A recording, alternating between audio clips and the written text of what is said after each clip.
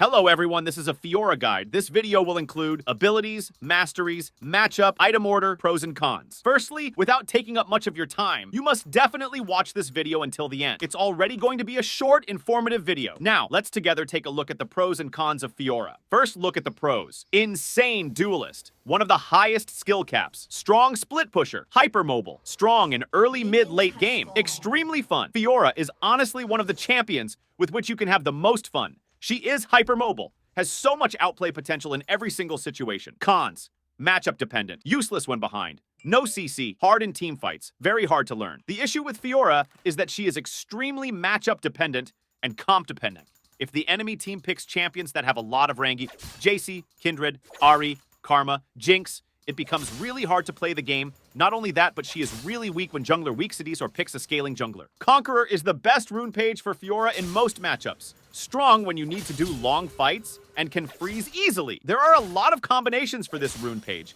if the enemy team has. My personal favorite when I can stomp lane is Transcendence and Gathering Storm to guarantee having more AD later in the game. Demolish is still good after the plate nerfs, just not as good. I don't run it too often, but if you find yourself able to get a lot of plates in your ELO, I think it's fine. Poke. Second wind over bone plating, CC, unflinching. If they have some CC, you can go legend, tenacity as well. Short trades, burst. Bone plating. If they don't have CC, you can take Revitalize, Overgrowth. Though Overgrowth, depending on whether they have fronting HP damage or if they can build heal reduction easily. If they have double AD top jungle, you can go Conditioning and Plated Steel Caps. Press the attack press. The attack isn't as good as it used to be due to the fact that durability patch made it way harder to get the execute and get free solo kills by surprise anymore. Strong vs squishies, and when you can only do short trades, you have tons of burst and damage. You can cheese a level 1. You must play for short trade as otherwise you will lose. It's super strong. You can even play with Ignite and Go. The cheese it with sorcery, I'd recommend trying it out. It requires a lot of confidence,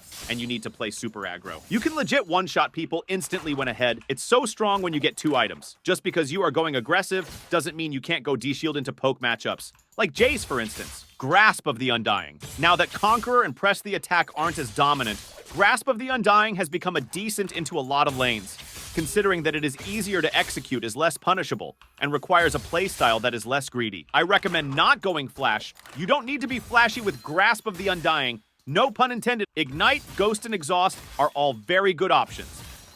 So now Grasp of the Undying, plus Divine Sunderer, Trinity Force is a very viable option for most players. Although I still think to carry games, Conk is still the most viable option. Grasp is good if you want to be more consistent and have more power in lane. Depending on the opponent's situation and the game's composition, you can make these selections. You can choose Doran's Blade, or Doran's Shield or Longsword, Health Potion, and Stealth Ward as your starting items. After 5 minutes, for your early item pick, you can go for Caulfield's Warhammer or Pickaxe or Sheen for damage. Up to 20 minutes, you can consider purchasing Ravenous Hydra, Trinity Force, and Hullbreaker. For your full build, after getting Spear of Shojin recently, you can continue with Death's Dance and Maw of Malmortius. This is a passive ability. Fiora identifies the weak spots, or vitals, in the defenses of all enemy champions she comes close to. If she manages to attack her enemy's weak spot, Fiora deals 3% of the target's maximum health as bonus true damage for that attack, while gaining 35-100 at levels 1 to 18, health and movement speed depending on your ultimate rank, which decays over 1.75 seconds. Fiora reveals a new weak spot whenever she attacks one, or if 15 seconds pass without it being attacked. This is a Q ability. Fiora lunges in a direction and stabs the closest enemy, ward, or structure, dealing physical damage. The strike will prioritize vitals, and enemies it will kill. If Fiora strikes an enemy, this ability's cooldown is reduced by 50%.